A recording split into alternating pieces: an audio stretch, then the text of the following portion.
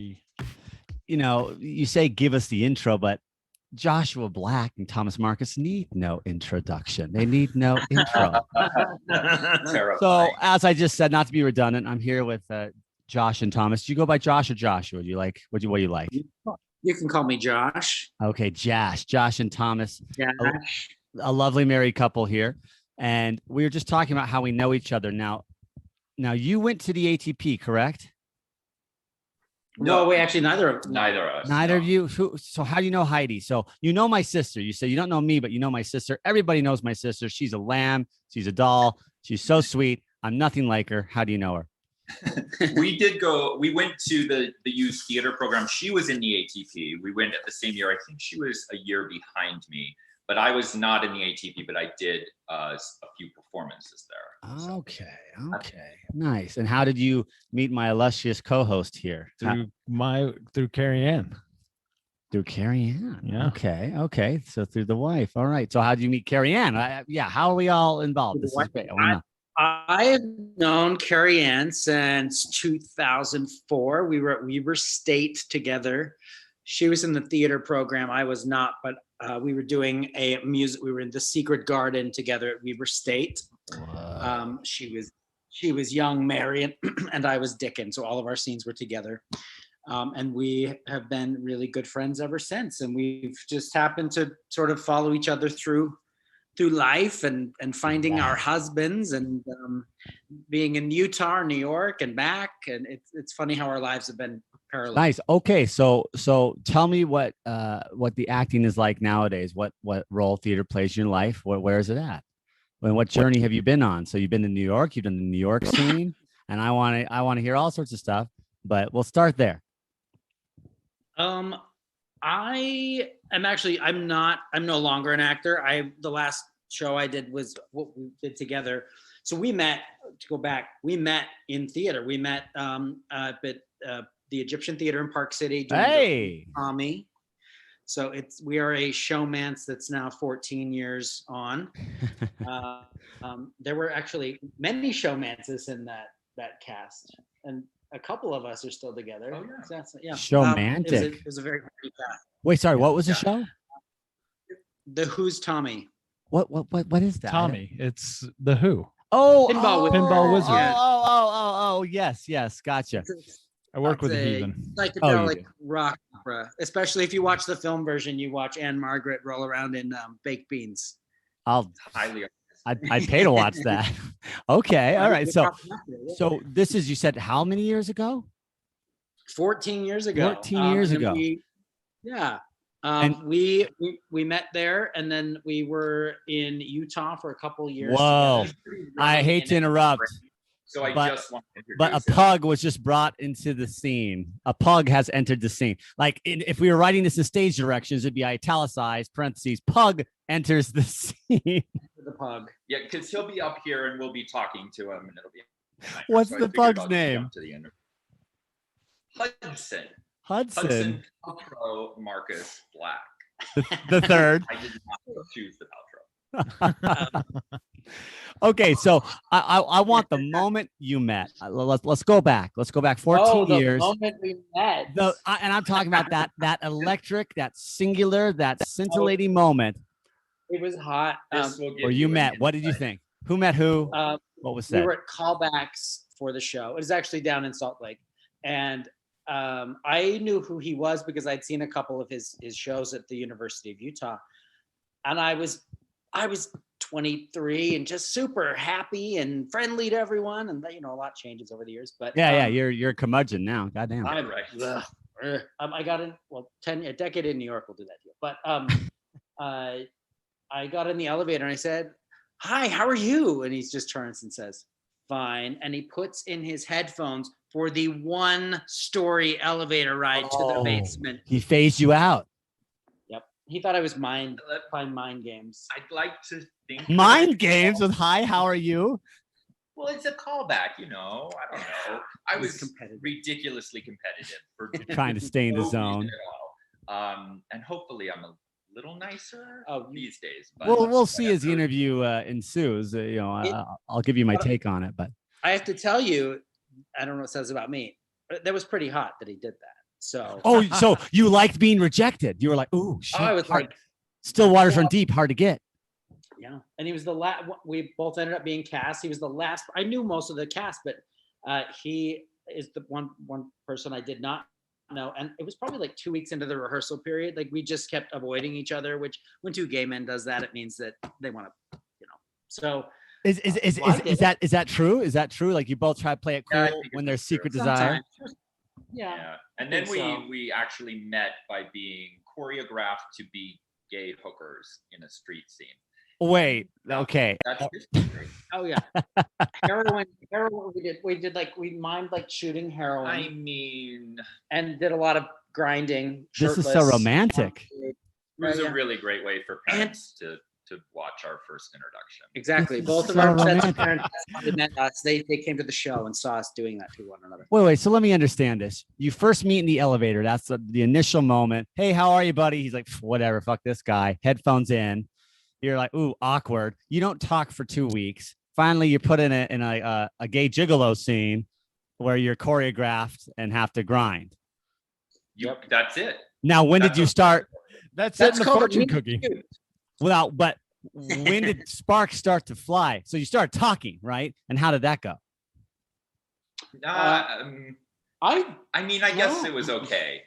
I think, well, Well- because he then said, like, after a week of grinding on each other, I was like, oh, are you gonna ask me out? And he's like, We "I don't grind for real? Oh, so Thomas, you were waiting for him to ask you out. Yeah, and he I was- famously said, I was feeling myself. I don't ask guys out, they They ask ask me me. out. Whoa. Asshole. You prima donna. Like, well, then I guess we're not going out. You prima donna.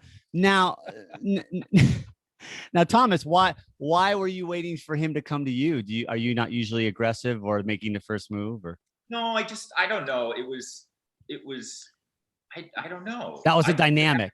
A week of grinding, it was like worthy to at least bring it up, but boy, it got shut down quick. And then that delayed it yet another week or two. I thought I was being cute, and I realized pretty quickly that did not. Josh. Too much for you. Yeah.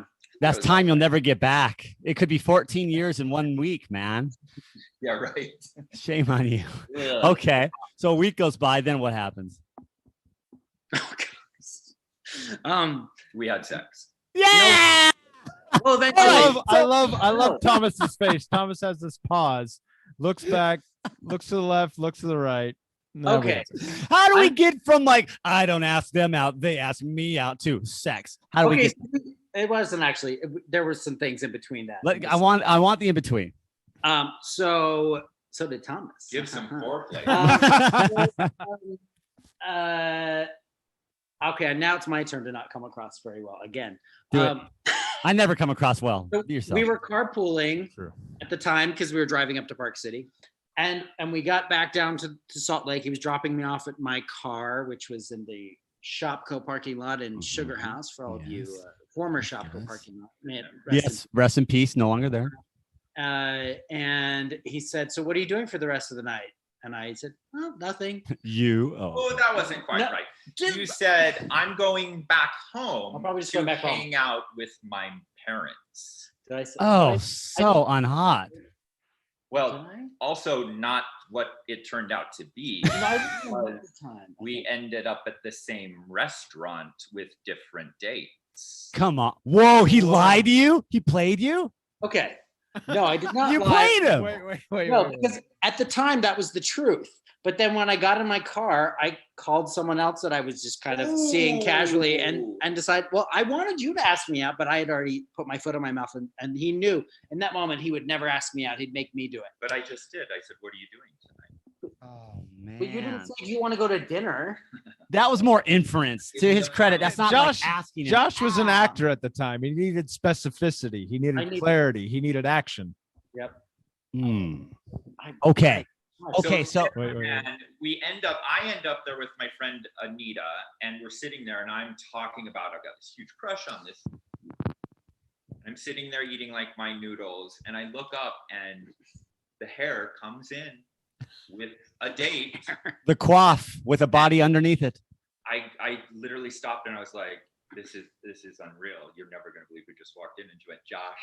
And I was like, yeah. So that went well. You were there way. with Anita from the ATP. Yeah, Yeah. Anita. Anita Hall. Yep. Okay. So what happened? Did you lock eyes? Was it awkward as fuck? Oh yes. Oh yes. So they were further along in their meal, obviously. So when they left, he stopped by the table to wish me a good meal. And of course was just so red-faced. But I will tell you, in that moment, it was like the ultimate, I should be here with him. It was like, I knew immediately. And so that from that moment on, I was like, super into you, and all I wanted was you. And so the next day we go to He's shaking his head. Bullshit. Whatever. We go to rehearsal, or we get in the car. Some other people get in the car. We're carpooling with us, and they said, "How was your night?" Yeah, it And has to be awkward. Thomas turned to them and said, "Fine, I had some Chinese food that didn't agree with me." Oh, spicy. Right? And then we You got up just to the shrink. theater. Oh, burn. We got up to the theater, and I asked him out very explicitly, just said, Specifically. "Would you like to go on a date with me?" And we went Read to the lips. Squatters yeah, exactly. We went to Squatters that night on February 4th, 2007.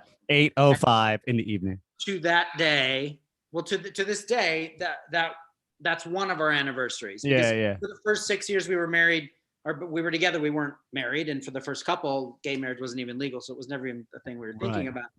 about. But so we've always kept February 4th because that was our anniversary. But then now we have a wedding anniversary in the summer as well. But that's the story of. Whoa, you're skipping up. You yada over the best part. Yeah. What? That's the filling in that you request. Okay, I was a fill-in. So Yep. you didn't speak to the awkward night before, like, hey, let me explain why I was there with another dude, and da. You just went for it. You're like, will you go out with me? I don't think it needed explanation. Yeah, you went for the throat, and he said yes. You go to Squatters. That's adorable. I love it. Where did the sex come from then? Like how rapidly did this happen? Opening night, the next night.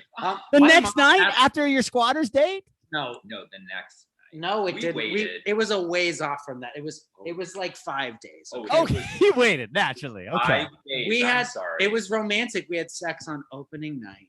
And Come by the way, on. I told my mom about this podcast, and she wants to listen to it when it's published. And now I'm realizing, Well, told your her mom about knows what sex is, bro. Let me tell you. Come I on. don't know that I want her to hear about my sex. Like, Oh, we could send her a section of the podcast There we go. where you talk about daffodils and ice cream cones. I'll do two versions. I'll do the edited version for mom. the And clean then- flick Mommy version. version. No, This is no. what we give the people what they want. Okay, so you guys get it on opening night. You have a good show. Now, what about the courtship? How long? What was a courtship like leading up to an engagement? How long did this take? Well, we made out every night at the same part of the show on stage right for about 5 On minutes. the stage. Off stage. Off stage. Off stage. Okay. That was our date. And then We would go out after the shows. We would hang out at my place after the shows. It was- we would. Anyway, it so was much. really Too weird. much, I yeah. told him I loved him like 2 weeks in. Aw. On that Whoa. Tuesday. On Fat Tuesday, and I was like, Tuesday. yeah. With the purple beads and everything. Yeah. Oh man. 2 weeks in. Look at you. You know what? It was the best chaotic time ever. It was very sweet. Ah. I'm glad it happened. Oh man. And we Shit. moved into an apartment, and the rest is history. Well, how long did it take to get to move in together? It was quick. It was almost immediate because he had moved back from New York and he'd been staying with his parents. He'd lived there, 10 years at that point? Whoa. Your ex? Oh yeah, in Yeah. New York. And then he came back to the University of Utah to finish his degree. And so his Oh. parents lived in Mill Creek, or they still do. And so I was in the process of getting a new apartment with a roommate. We were there for about a month, and he almost slept over every single night. And then we just Yeah. decided to get our own place. So it was about 2 months. 2 months in. Yeah. Holy shit. Wow. Like Look at I that. told the roommate. Luckily, she's a dear friend. Still, That sounds like a Johnny move right there. Yeah, really like crashing in, not thinking about it, rushing. Move, right? Good. It happens. Sometimes you just got to go with your impulses. Yeah, you always do. I do. You always do. Yeah. How's it working out for you, Chan? Well, Well, we're here. Okay, so how long until you were engaged? You moving together? That was like 6 years. Okay, after. so you live together for 6 years. It's blissful. I assume there's purple beads and making out and a lot of laughter and joy and All those things. here's what I want to know is how did you guys get married? When you first got married, was it legal or was it more of a civil ceremony? Or did you guys were you able to actually legally get married? Because I know the government was fucking around with that for so long. So what was your journey with that? Well, we were married when it was legal in New York, but not yet legal in Utah. So what did that make you here? Just buddies? I guess, yeah, special friends. I don't know. The state of Utah didn't acknowledge your union, right? That's what it says on insurance forms here in Utah. lived in Special New York. friends. Right. Yeah, just buddies. We lived in New York, so we didn't really give a shit Yeah, it about didn't what matter. Utah thought about us. But it wasn't something that we went into right away because it was legal in New York for, I want to say like 2 years before we got married. And because a lot of people were asking, are you going to get engaged? Are you going to get engaged? And we didn't rush into it just because it was legal suddenly. We just waited until the time was right for us. But it did take an adjustment period, at least for me, to really accept it, like, oh, this is an option for me. Because I didn't think it was going to be. Wow. It happened much more quickly than I thought it would. And I'm glad. And it was really crazy because you would come back to Utah for Christmas a little bit before me. So he was here the day that gay marriage just like suddenly became legal. Like federally, right? Federally, like across the board. No, it was Utah before it was federal. That's right, the Utah case. Wow. The Utah case, yeah. So for a while, Utah, it was legal, where other places it still wasn't. Isn't that so funny? That's so ironic. So now your marriage is recognized everywhere. Yep. Bam. How's that feel? Holy shit. It just feels normal. It Feels doesn't normal. feel, Yeah. What a That's a perfect good- answer. It should feel normal. That's perfect. I mean, And how long you been married now? almost 8 years. God In damn. August. Wow. Has it been that long? Yeah. I was at their wedding. So tell me about the wedding. What happened The with this was wedding? amazing. Tell me everything. John, tell us Yeah, about the wedding. I want to hear the attendee experience. Yeah. The Your attendee perspective. experience. Oh, Yeah. The bridezilla. I was definitely underdressed. I think I wore like a button-up shirt and slacks, and I was like, "Ugh." That's probably their It was fault for on. not It making was a on dress this code. rooftop. It was down in the financial district, right? Yep. I mean, Summer cocktail party. And you had two blonde angels. oh yeah, on I each had other. two blonde angels with me. That Whoa, was, whoa. Is this Manhattan, first of all? Yeah, Okay, because you're saying financial district. So, man, yeah. for So all the we're laymen. staring down at the building of the Freedom Tower. I think it was still being. You're built. looking down at the Yeah. charging bowl and at the Oh, ball. the whole and then there's Statue of the. Liberty, the harbor. Yeah, it was Yep. pretty It was spectacular. beautiful. That's epic. It's like a Woody Allen movie. That's crazy. And they had cocktails for both of them.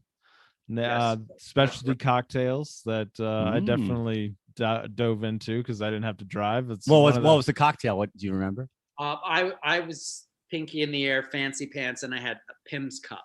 That's right, the Pim's cup. What's that? Yeah. What's that? Pim's is a gin-based liqueur from England, and you mix it with lemonade and like mint and some fruit. It's a very like Mint julep Arnold Palmer thing. kind of. They drink it at like polo matches. Ascot opening day and all that. Exactly. It's a Okay, very gotcha. fall kind of drink, and I was feeling it myself.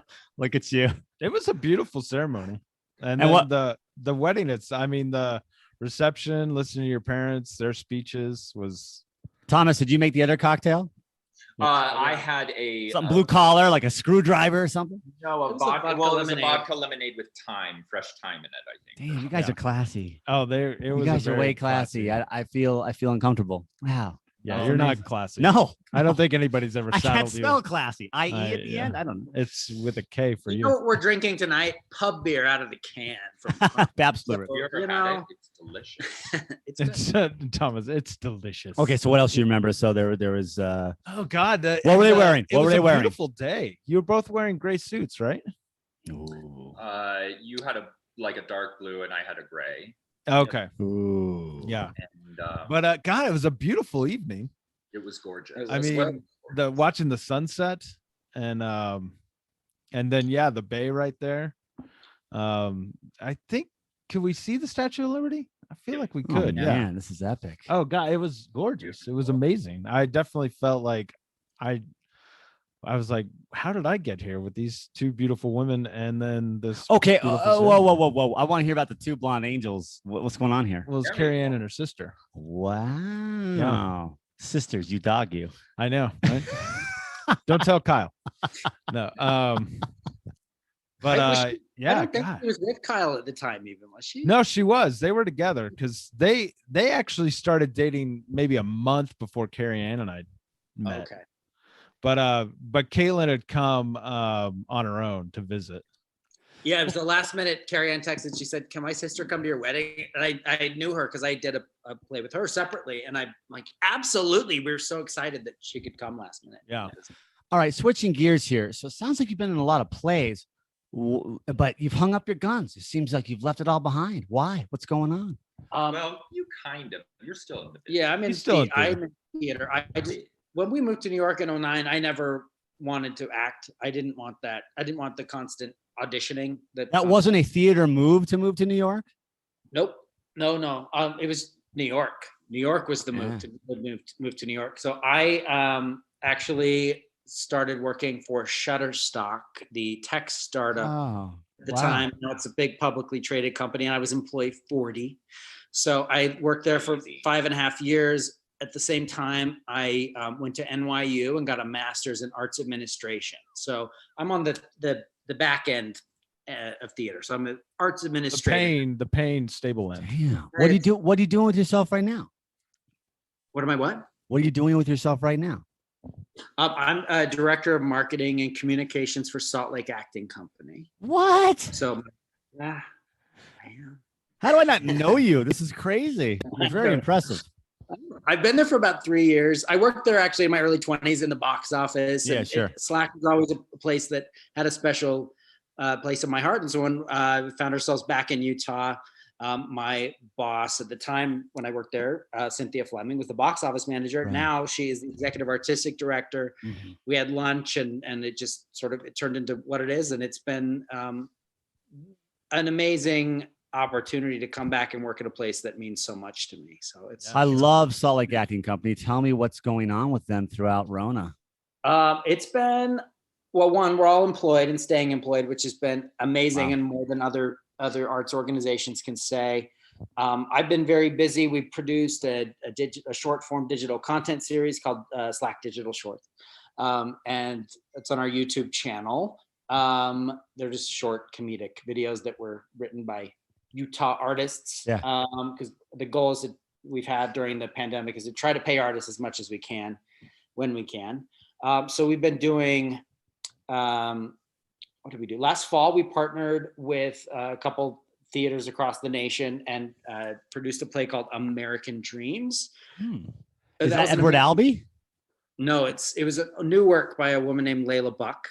Okay, nice. And it's a game. It was a game show where you voted on one of 3 immigrants that gets immediate citizenship to stay in the United States. So it was very dark political. It's like a very it's a satire. It was like a dark comedy as well. Yeah. And much My like friend, I think, just did that. She did it at Virginia Tech.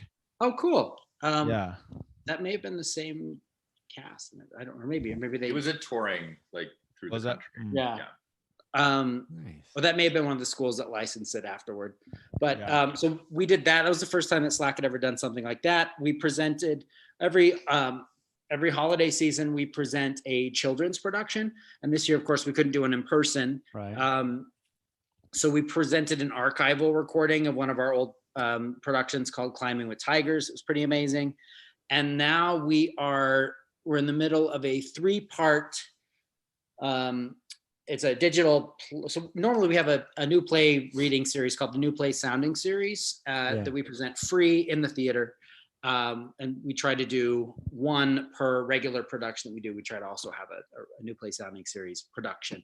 And it's exciting because a lot of those plays are workshopped that way, and then we give them full productions. But right now we are in the middle of what we're calling the New Play Sounding Series Festival. So in January, February, and March, we're producing works by BIPOC playwrights, directed by BIPOC directors, with casts that are predominantly BIPOC, just as a reflection of our intention moving forward, and trying to Very nice. see some equity in the American theater. It's long overdue. Oh, perfect phrase, equity in American theater. Yeah, because when's the straight white guy going to get a leg up in this world, right? Jesus. Good Lord. Never. When are we going to catch a break around here? Never. I'll be working at 7-Eleven for the rest of my life. Thomas, how about you? What are you into right now? I am into helping my mom paint her quilting room. So super busy. What color? That's what I'm doing right now. What color are you guys? Oh, she wants like a slate green. I'm not on board with it, but I'm not Trying to talk her out of it. 70-year-old mom. I'm like, whatever she wants, we'll do You it. got to tell her. You got to tell her straight. But I want to go back. So Thomas, I didn't realize. So you were in New York before you came back and did the AT or finished your degree, not in the ATP, but at the theater department at the U. Yeah, so I kind of split it up weird. I was there in 99 and 2000, and then I dropped out right when the Twin Towers 9/11 Oh happened. my God. And moved back to New York at that point, and then was there for, I guess, 5 years at that point, and then moved back to Utah to finish up my degree. So it was split into two different things. Here's something interesting you should know about Thomas. He was a union member was a member of the Wardrobe Union on Broadway, and he worked as a dresser on Broadway shows. He worked with Baz Luhrmann in What? Love Baz Luhrmann. Australia. Romeo plus Juliet. and then he worked on the infamous Rosie O'Donnell produced flop Taboo, which you Tell me about that. Yeah, tell me about what happened there. So it starred Boy George O'Dowd. What? Amazing. And it's the story of Lee Bowery, who was this amazing drag or gender bending performance artist in London in the 80s, the late 80s. Oh, wow. Let's make it one of the original Club Kids. Yeah. And so it's a musical version of his life. And Boy George played Lee Bowery in the musical. And then, and he as a character was played by a younger guy. What was his name? Ewan Morton. Yeah. And they used and George wrote all the music for the show, and they used some Culture Club stuff. And it was really, really interesting. You dressed Boy George. I did not dress Boy George. He was really lovely, but he certainly lived in his own world, and a friend of mine dressed him. It was an interesting show because Rosie is such a strong personality. So Rosie produced it? Produced it. Why does she want to tell this story? She saw it with her girlfriend in London and was just like obsessed with it and wanted to bring it to Broadway and put all of her own money in it to do it. So wow. And evidently it was in London, it was like a very small, intimate, like almost like Slack had done it. Yeah. And Rosie made it a much bigger show and changed the feeling. We tried to Broadwayize it, and that More pizzazz. Yeah. So you think if she had kept it off Broadway in a smaller theater, it might have been? I think I thought it was good where it was. I really did enjoy the show. It didn't run for very long, and I do think if it had been maybe off Broadway and like a club scene, it may have sustained a longer run. But Bob and Karen from Wisconsin didn't care for it. Oh no, gosh, I didn't get that at all. Wait, so it was a Yeah. flop. How about when you say a flop? But you've all done the New York life. How many shows merits a flop, and what's a good run? What's a healthy run? Recouping your investment or not? Sure. It definitely didn't recoup investment. I think we were open for about 5 months altogether, including like put in tech. Right. I think it closed in February, and I think we. But a healthy show should run for what, a year, or what are we talking? Yeah, I think you want to make it through a Tony Awards season and the Tony Awards, and then see how you pan out at the end of that. Yeah. And so at least a year, but a lot of shows are so expensive these days that Sure. Yeah. Did they get a Raspberry Award, worst of, anything like that? Well, Michael Riedel was crucifying the show. He's a critic. Yeah, he's a critic, a little bit of a theater gossip queen. Little yenta, a gossip theater yenta. And but the bad press actually drove a lot of people coming to kind of scratch their heads and look at it. I want to see how bad is this? What is this train wreck? I must stop. Was it bad? Objectively, from you watching on the wings, was it bad? So I think the music I really, really liked. You can still get the original Broadway recording. It's really great. There was some moments in it that got a little camp, and I think there was a kind of a retrospective of Lee's work kind of done in a dream in a men's urinal station. Okay. And I think the audience was kind of like, what am I watching here? So it kind of went off into left field, and then it touched on like the AIDS crisis at the end. And so there was a lot to it. Try to do too much, maybe. Yeah, there was a lot to it. But how was Rosie? What was Rosie like? Rosie was, she's a trip. She is a strong personality, a strong woman, a female. And there were a few dramatic moments, but you're putting a Broadway show together, so why not?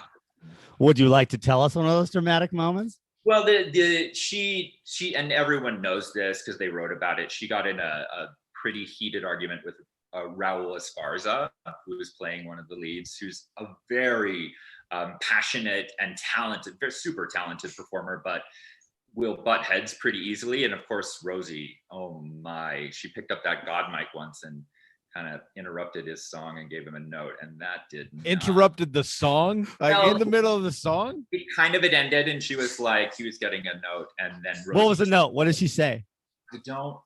I don't remember. The note wasn't going over so well with Raul. And so she said, and she kind of grabbed the mic and was like, I'm giving you the note now, so take it. And wow. The coach off Raul, and he was off the stage. And didn't he say, fuck you, Rosie? I mean, maybe. Yeah. There maybe was a fuck you, Rosie. There was some language involved. Shit. But it was a high drama show, and so it was very entertaining. To quote Waiting for Guffman, these artist types are real emotional. Yeah.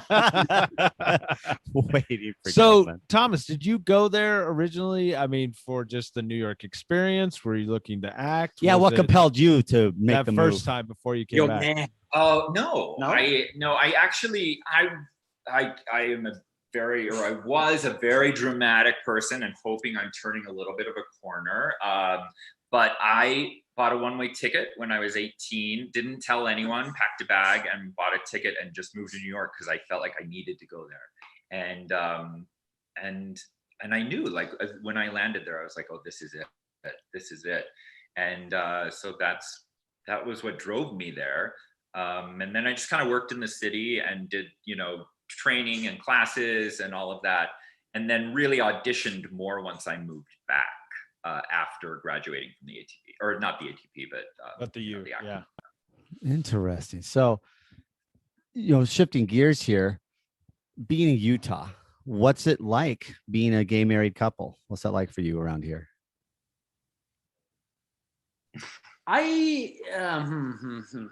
All right. I don't think it was frankly in either of our plans to come back to Utah, but the universe had other plans for us. Mm-hmm. So we found ourselves back here.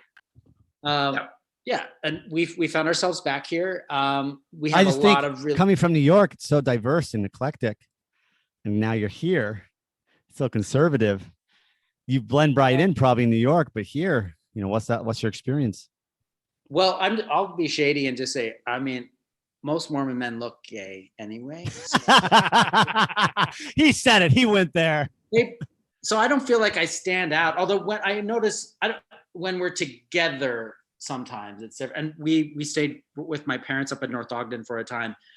And yeah, you get stared at. You get people saying shit. Like what? Well, you weren't there, but I was for. I mean, how many homophobic incidents do you want to hear about in Utah? Because it happened.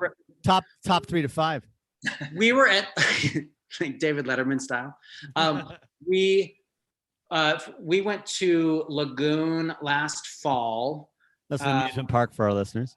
Yeah, for listeners, and we should not have because it was the Rona and it was outside, and we had our mass and everything, but we had passes. We went with my brother, who's also gay, and his fiance, and we were in one of the dark ride lines, the terror ride for you Utah locals, and my brother and his fiance were getting in their car, and there were people further down the line who didn't see me and Thomas, but I saw them making fun of my brother, and like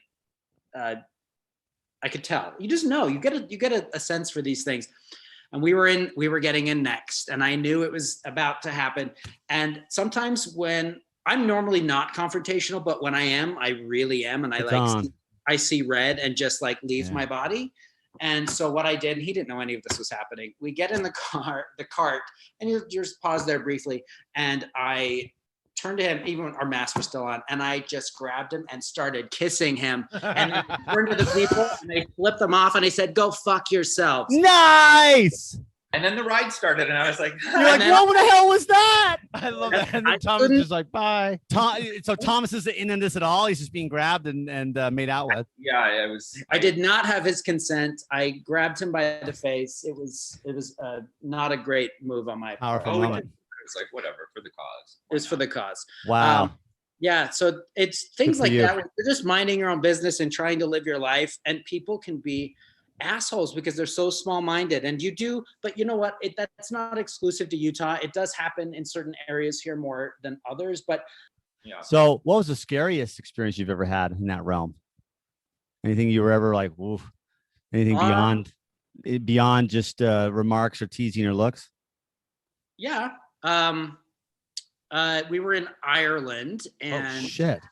And I was punched in the back of the head. No. Just walking across the street in this charming village, Kenmare, and there was some rough lads from the next town over. That's what the cop said afterward. They had been drinking all day, all night. They had something to say about your gayness. Yeah. And he didn't say much. He just muttered and punched me in the back of the head. I was like, while you were walking across the street? Yep. Just out of nowhere. Like we were on a crosswalk. We crossed paths, and all of a sudden you turn around to back to me. Gave you a haymaker. What did you do? They had continued on, and I was like in shock and not knowing what to do. And we determined, and there was an American expat who I believe was gay. He was a very nice man who had witnessed it, and he like stopped to see if it was okay. And he said, you should file a report. And I thought, I don't want to, but then I thought, no, I should, because it was fun. Yeah, it was. So we go to the police station that looks like it's out of one of those like British, like charming PBS mystery. Going my way, sure. The guy was like, "Man hit gay man on head." Yeah, and he's like, it was like the cops like typing it, dictating out loud as he types. Yeah, he was just like, basically, "Oh boys, this happens here." Oh, those lads are like a gay they're from 2 towns over. They're rabble rousers. Like, I'm like, So it was a formality because I would have had to appear and everything. Oh like my that. God. Boys would be boys, eh? Yeah. It sucks because it always happens when you're inevitably whenever you're having a good time and not thinking about it. And then homophobia really rears its ugly head every once in a while. And it's not fun. But I don't feel like I'm worried about more homophobia coming my way in Utah. Personally, for me as an ex-Mormon, it's really tough being back here and like having the nightly news on and hearing people talk about the church all the time. Yeah, shoved down your throat.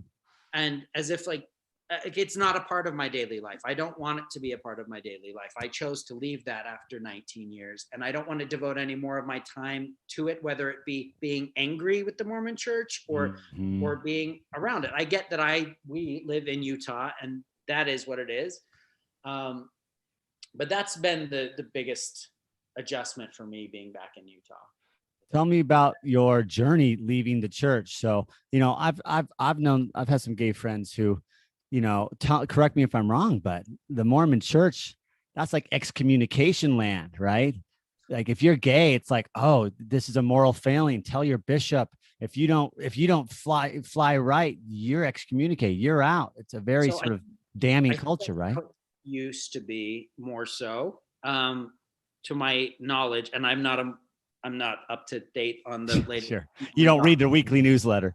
No, and I know there are still allegedly there are still openly gay men who are in good standing within the Mormon Church, and I don't know what that means. And whatever, as long as people are happy, like I'm not going to pass judgment on those choices. I don't comprehend how that works, but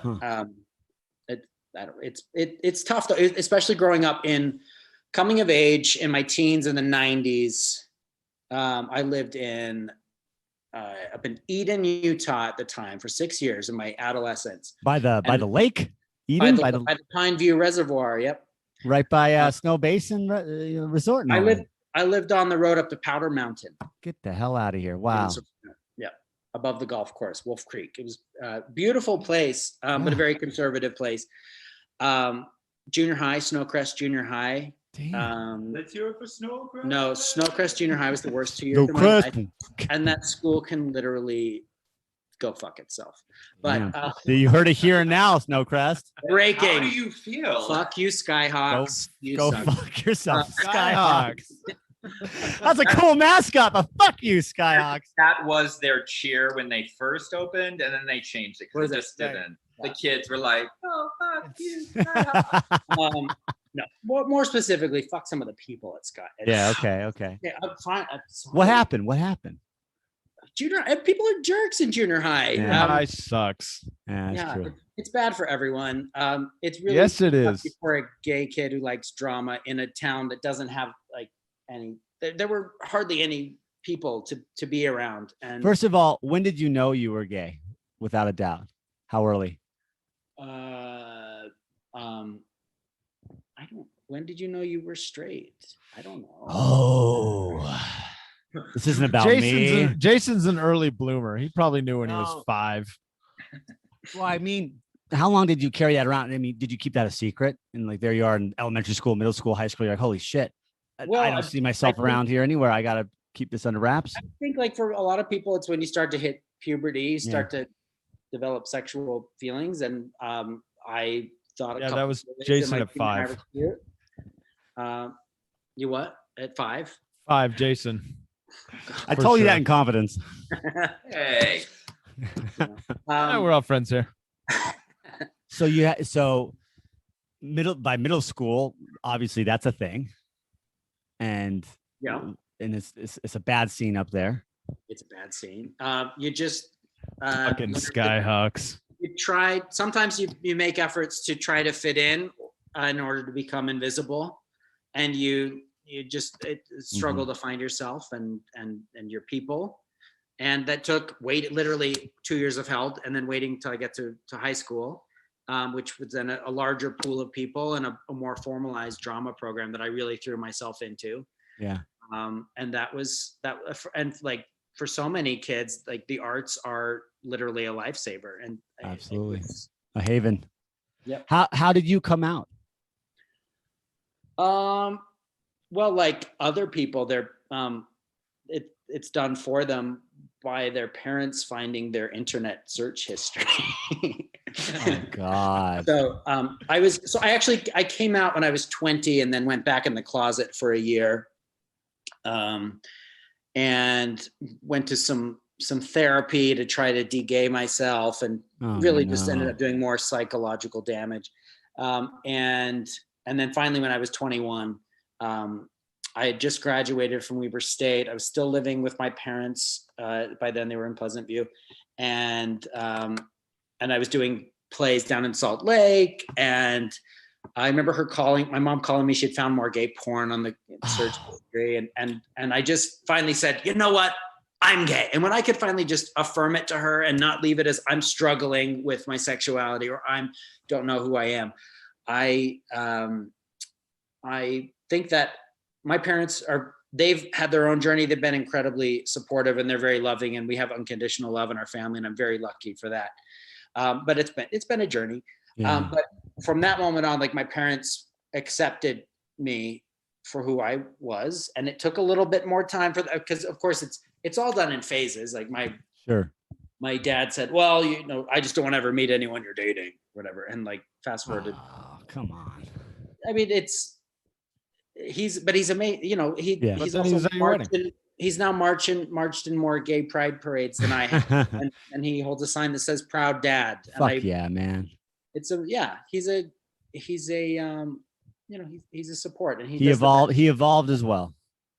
Yeah, we all, everyone, I believe it's every person's job to evolve and try to be loving and just not be a dick at Lagoon, making try not to be people who are just minding their own business. There's an old saying, I believe it's an ancient Greek saying, which translates to "try not to be a dick at Lagoon." I love that saying. It's on a bumper sticker somewhere. I have it. It's my brand sticker in Chinese, actually, on my. Now, Thomas, how about fortune cookie? How about you? What was your journey with? Did you struggle with religion growing up in the church, and how did you ultimately come out and come to terms with who you were? I was raised in Salt Lake, but I was not Mormon, and I think I came out of the birth canal with jazz hands. Like, it was not a surprise. It's Bob Fosse, huh? I was like, woo, hey, jazz hands. And I don't know if I was blissfully unaware or just maybe I was, because I kind of lived in my own world until I was 39. So like yesterday, right. Yeah, last week. But I never really felt like I had a hard time or didn't have friends or I had a good childhood. I never felt like out of place. So I was lucky that way. And so it came as no surprise, basically. How old were you when you came out? Officially. I was like, Mom, Dad, I'm gay. 17. 17. Okay. Yeah, 17. So a bit earlier. And this was met with acceptance? Everything's okay in your family as well? Or how did that take that? Ironically enough, for a family that's like uber liberal and very much like I have a gay uncle, my mom called me because she found out I had a boyfriend, and she was like, I know you have a boyfriend. Very accusatory. Like, well, I'm like, now that's all cleared up. I've got to go. Bye. And that was it. It's been fun. See you later. I know. Yeah. Just so you know, if you're sneaking around, you're not. I know. I was like, well, then if you've seen what's happening, you definitely know I'm gay. So that's all. How about Dad? Is he all right? My dad's side is a little more conservative, but it was never an issue. Like he met, he had met my boyfriend and stuff like that. Yeah. Interesting. So Josh, you were saying that at night you did 19 years of Mormonism. So that at 19 you were out. Yeah. So that's right on the precipice of either you're going to go on a mission or you're not. So what were those conversations like? There's a Mormon song they make the kids sing called "I Hope They Call Me on a Mission." Sing it. Do you remember it? I hope they call me on a mission to do the things that I don't. That's all I remember. Sounds corny. But what I do remember is at the time, even as a little boy, thinking, I don't want to do that. I don't want to go.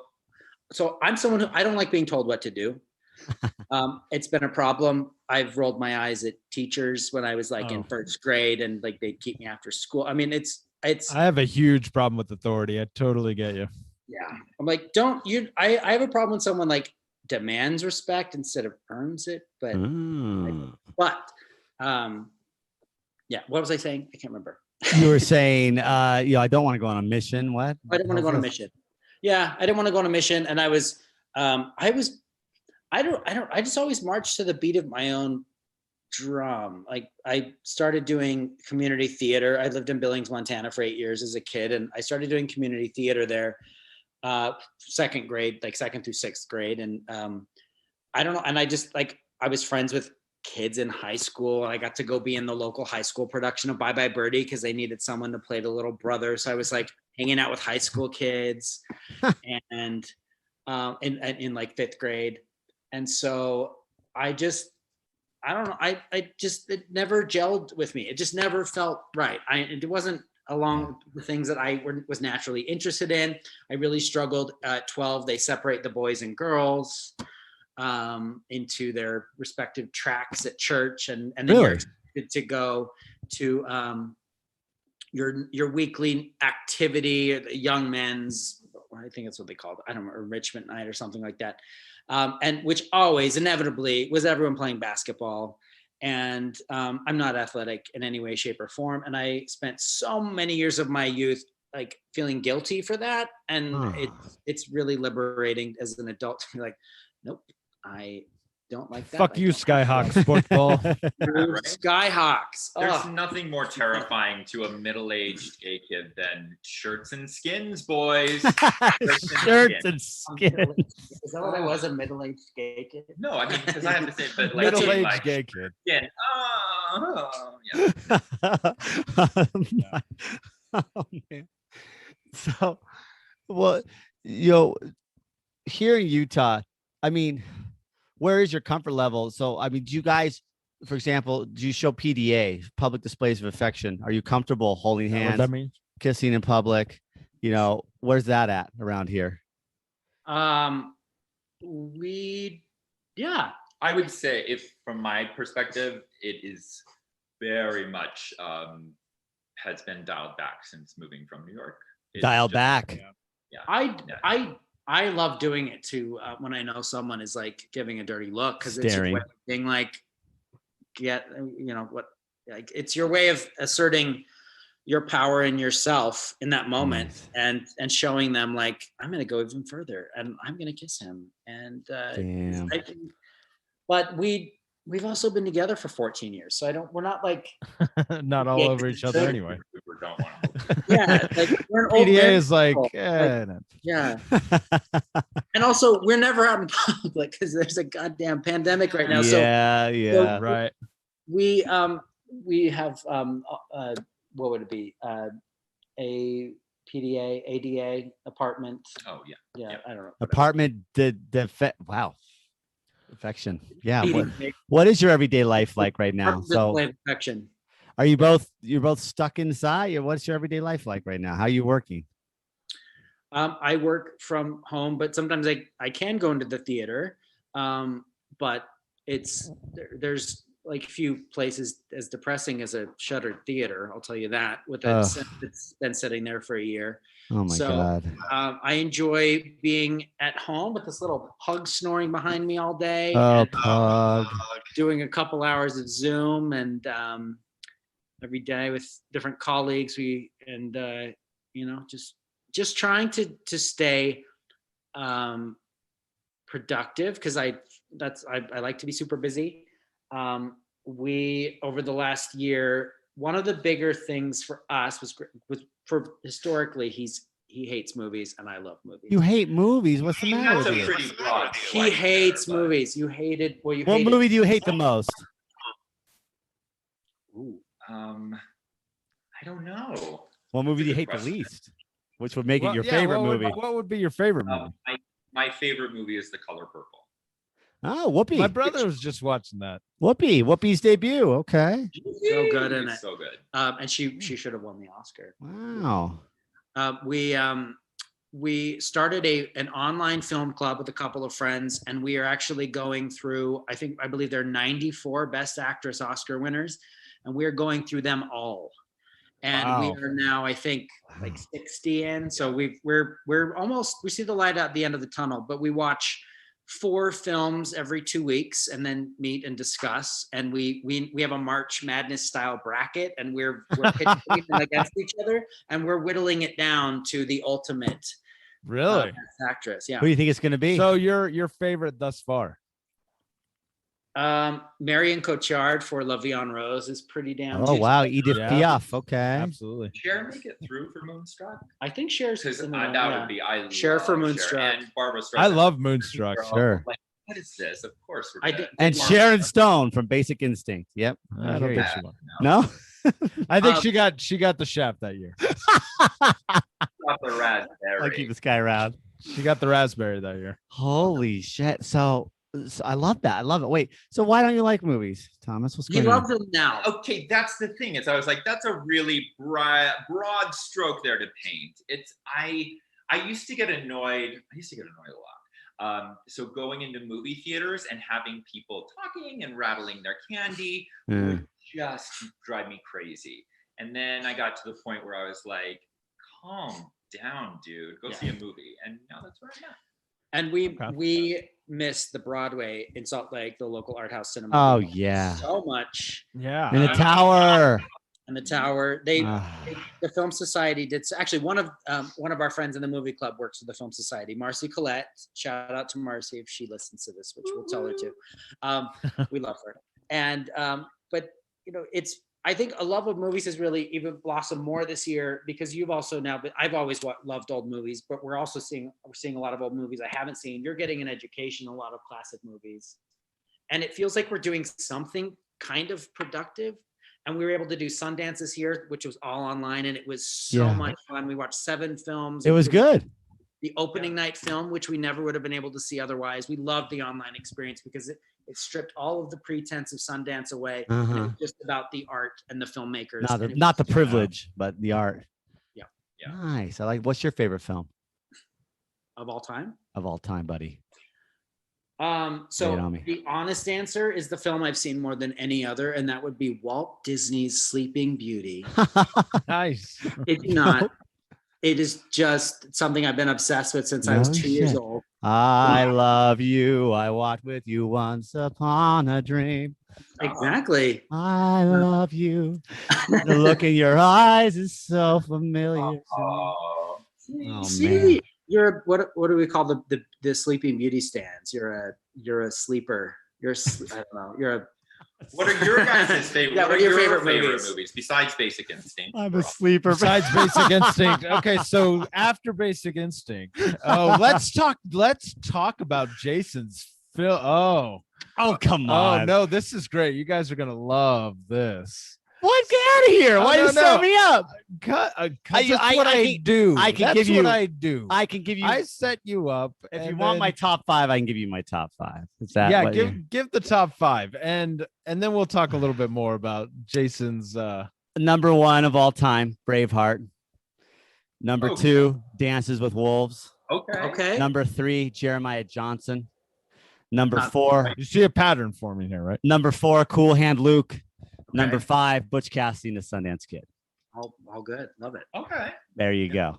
It was just I have to tell you that scene in Braveheart when his wife, her throat is cut, has scarred me for life to this day. And because you watch the life just drain out of her, it was so brutal. That's called acting. and however brutal the film is, history was more brutal because obviously that's history, and the English really did kill William Wallace's wife, and that just sent him over the edge.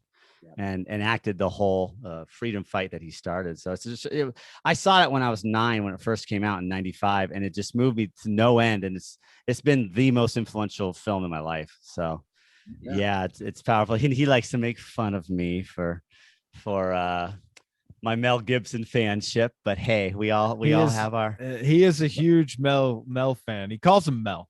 They're on a first name basis. Well, you know him as well as I do. Yeah. I think he's a powerful, one of the most powerful actors that's around. I love Paul Newman. I love Daniel Day-Lewis. Those are my 3 actors of all time. Is like Mel Gibson, Paul Newman, Daniel Day-Lewis. But this is not about me. Who are some of your influences?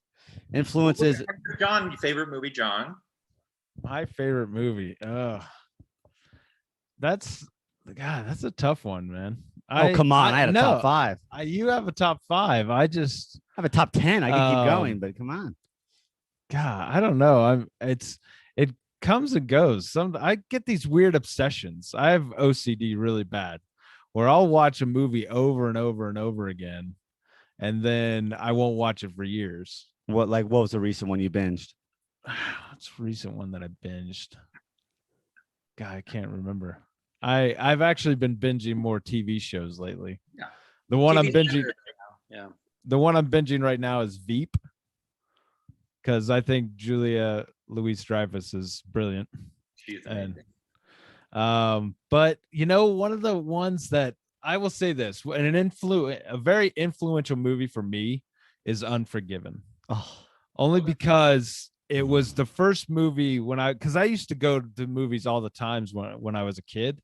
I remember my mom got so pissed off because I was 7 years old and my dad gave me some money and I walked down by myself to the movie theater to go see Short Circuit 2 because Johnny I was 7. So but it was the first time I really saw a movie for its cinematic brilliance of storytelling, of cinematography, of just going Realism. wow. Yeah. And so William Money. but God, we talked about Moonstruck. I love Moonstruck. Perfect. I mean, it's such a good movie. And the acting in that movie. I mean, you have Nicolas Olympia Cage. Dukakis, you have Danny Aiello, Nicolas Cage. There's some other great supporting actors, and I can't remember their names right now. Cast is amazing. That are in that, Sure. but yeah, I mean, I've been watching a lot of older movies lately. Again, Casablanca. That one is just that stands the test He is of looking time. at you, kid. He just saw that for the first time. There was a drive-in series from the Film Society last fall, and so we got to like go to a little drive-in experience and see. That was your first drive-in, and your first time seeing Casablanca. It's a good movie. So excited. I remember going to the drive-in when I was a kid in Tooele. Right. The Tooele drive-in, because my dad was dating a woman that lived in Tooele. Tooele. I love it. Oh yeah. Are they going to bring that back? The drive-ins through Salt Lake Film Society? I think so. Yeah. I love that. It was great. Remember in the old days when there wasn't a pandemic, when they did the late night summer movies where you go to the tower and at like 10 o'clock at night, they'd show some sort of cult classic. Oh man. And you would just go, you'd have a lark. It was carefree. You'd go with the flow and blame it on the breeze. Life was good. I saw Mad Max Fury Road in black and chrome at the tower, dude, on a summer night. Who would know like a year and a half later that it'd be like this? It would be Mad Max. It is. And now I am Mad Max. In Texas, it is right now. Oh yeah. Oh man. Yeah, now it's like post-apocalyptic at times. Jeez. But yeah, it's art is what keeps us going, right? Art is Yeah, you talked about important right now. So like acting companies. So I mean, there's a lot of theaters that have gone under because of the pandemic. But Slack prevails. Prevailed, yeah. We're very fortunate to be very we have very loyal supporters, and when we had to cancel our summer show last year and a couple others that just aren't going to happen, a lot of people out of all the tickets, I'd say like a third were just flat out donated back to the theater, the value of the money.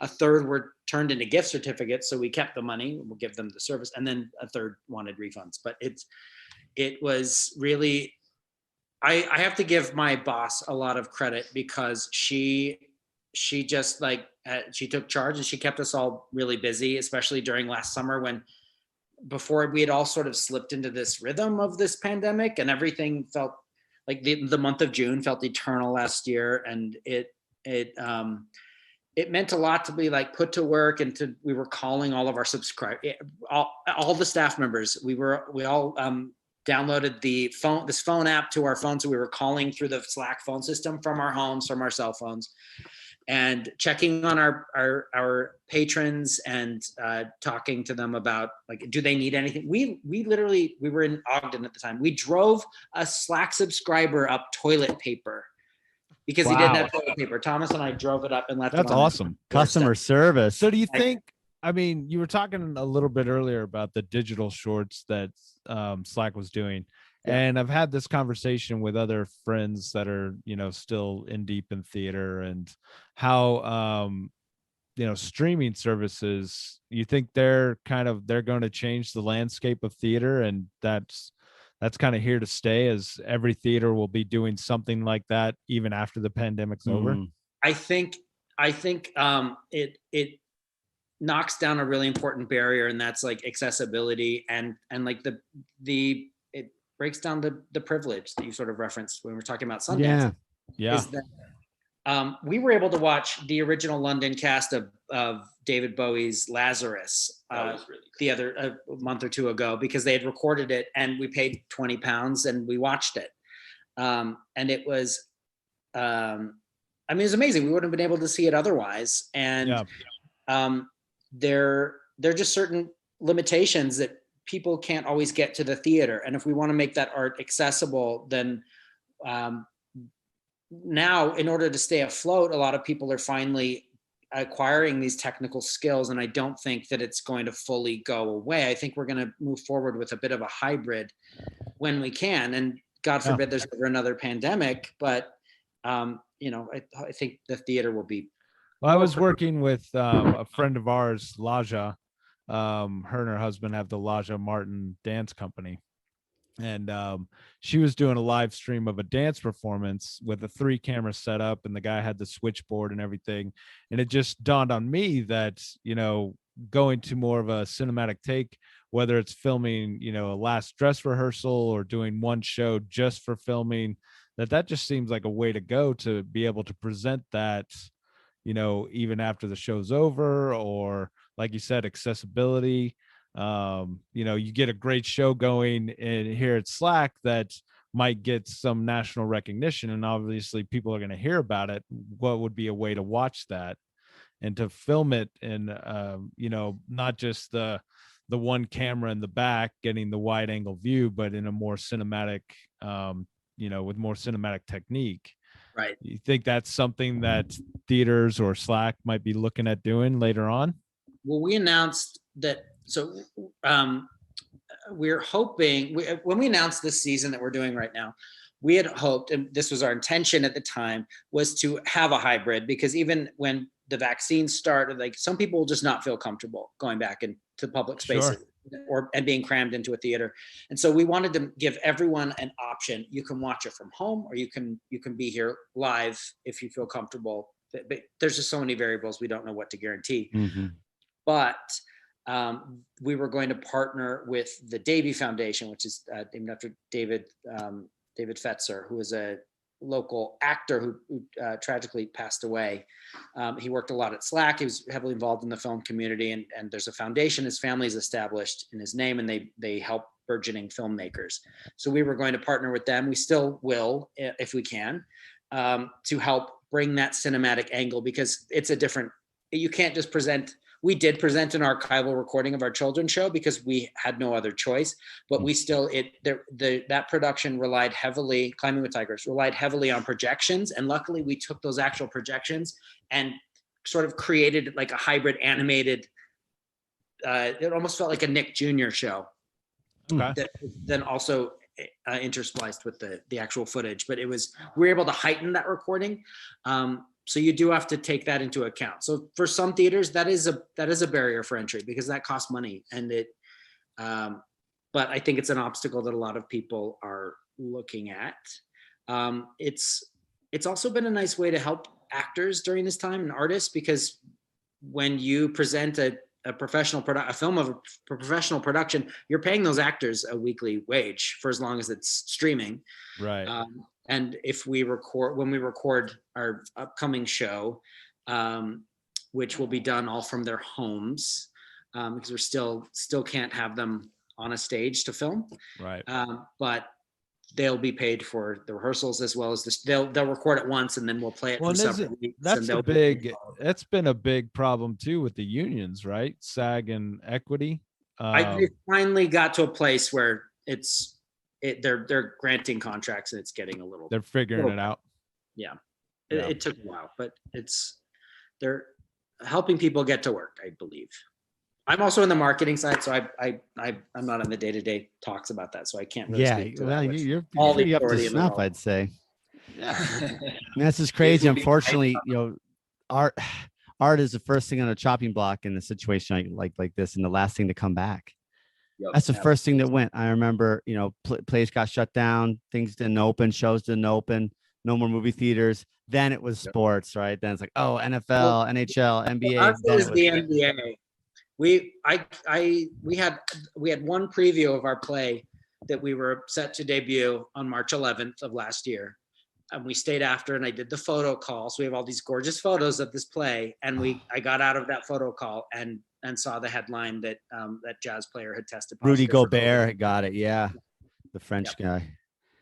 So and then the NBA shut down. And you're doing all your basketball drills in the driveway, and you were just really like bummed, right? That the NBA. I'm proud of myself for remembering it was a jazz basketball. I'm pretty impressed. Yeah, you're right. Oh man. Yeah, your "fuck you Skyhawks" shirt on when you heard the news, everything. You better. Man. I put out a public apology before this goes live to the Skyhawks. No, he stands by it. Right? Most of our listeners are wait. Skyhawks. I was just saying that it's Sky. It's what Snowcrest from. When was this? 96 to 98, I think. You seem pretty timeless, bro. How old are you? What are you packing? I'm not packing. I just turned 37. Okay. All right.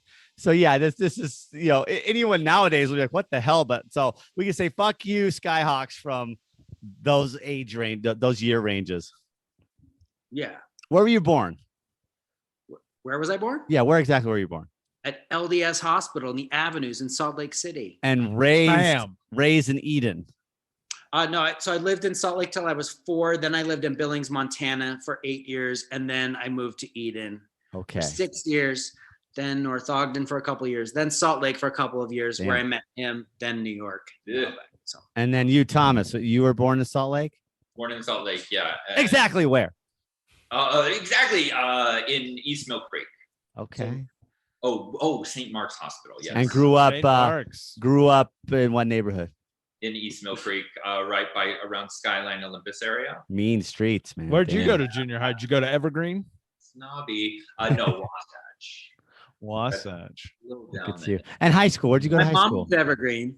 Oh, really? I don't know where. So where'd you both go to high school? I went to Weber High in North Ogden. Weber High and Skyline. Damn, look at you and guys. Thomas, now you have some because what was it when you were in New York? Didn't you do something for the Super Bowl or whoa? The lives you've lived. It's amazing. I know. No, Thomas has done a lot of cool stuff. You gotta tell me this stuff. Yeah, he's not. I had an amazing job for a couple of years where I worked for a company that is based out of Centerville here called 50 Star Productions, and they do all of the on-field that you see in Major League Baseball, NFL, NBA. Where you see the flags or red ribbon or pink ribbons or anything like that, the flags that cover the field. So I was out there in New York based, so they would use me kind of from Boston down to DC. And you went to Miami too. Yeah, and then I went to Miami once. And, they actually just had that huge flag in front of the Capitol for the Biden inauguration. So you would place the flag? What would you do? So, when you've gone to a sports game and right before the anthem, a flag, like a massive flag comes out and covers the field. And like Marines will carry it or something. Yeah. That's exactly. So everything kind of from before the anthem to the coin toss was what we managed. Well, and that flag is actually in like 14 pieces and it has to be clipped together.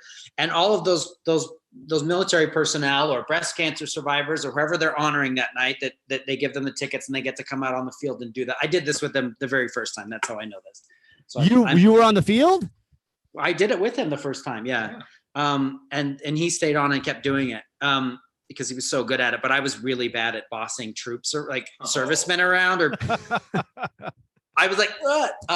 Because they want to get back to the game as well when they're done with that flag, but you're supposed to like tell them to help you put it together, to place it. And then you rehearse and then they like the last thing they want to do is help you get the flag and put it away and unhook it. And it's technically, come on. They should respect the flag. Yeah, well, it's a prop. It's a prop because it's broken into pieces, so it's not an actual flag. That's why it can touch the ground.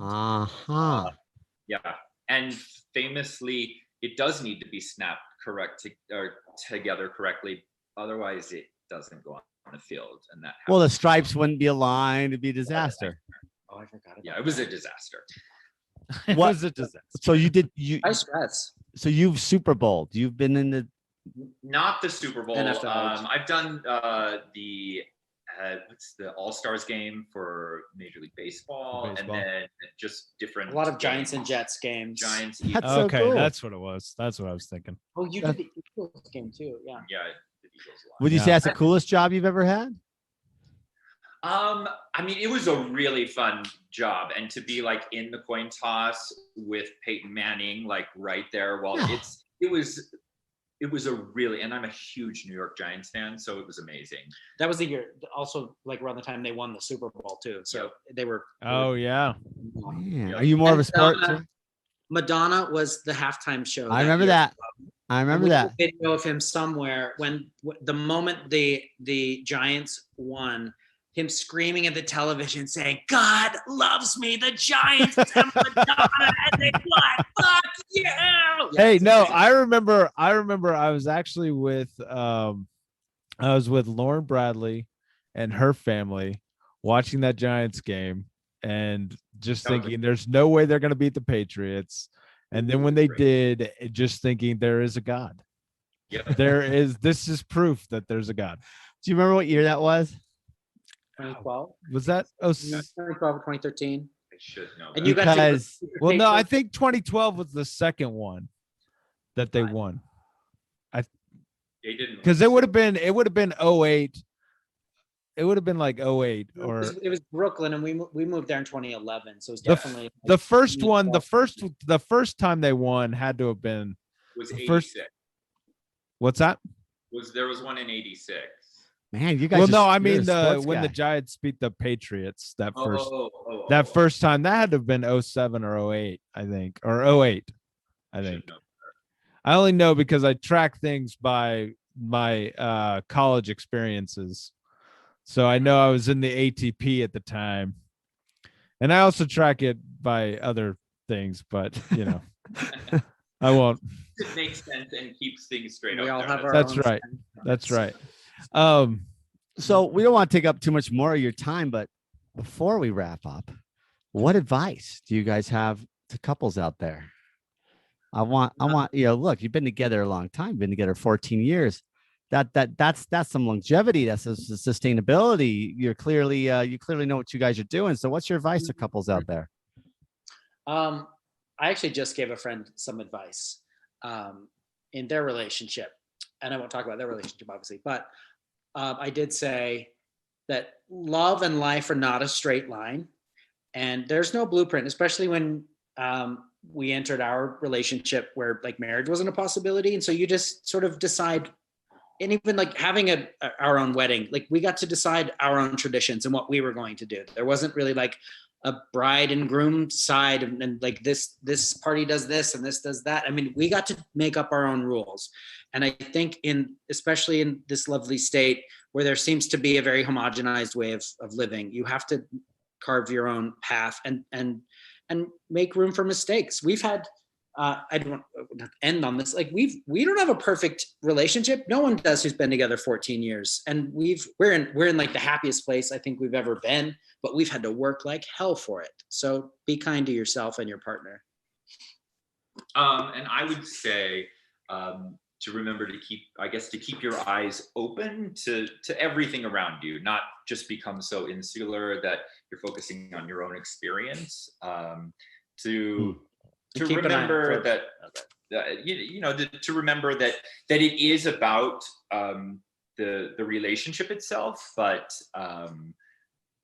there's so much more going on. So to always not become so focused on that, and try to always lead with love. Like you should always think the best of the person you're with, right? Because if you don't enter in thinking and being their fan, then that you're just on the wrong side of the coin at that point. You got to build up from there. So always enter in thinking that they've got the best of intentions and that you love them. You know what? I think you just gave us the title of this episode, Lead with Love. Lead with love. I love that. Josh and Thomas. I was hoping it would be Fuck You Skyhawks. Well, that could be parenthetical. That'll be, there we go. Lead with love. Parentheses, Fuck fuck you, Skyhawk.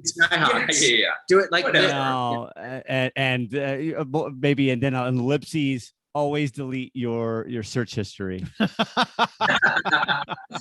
Or did I really mean to do that?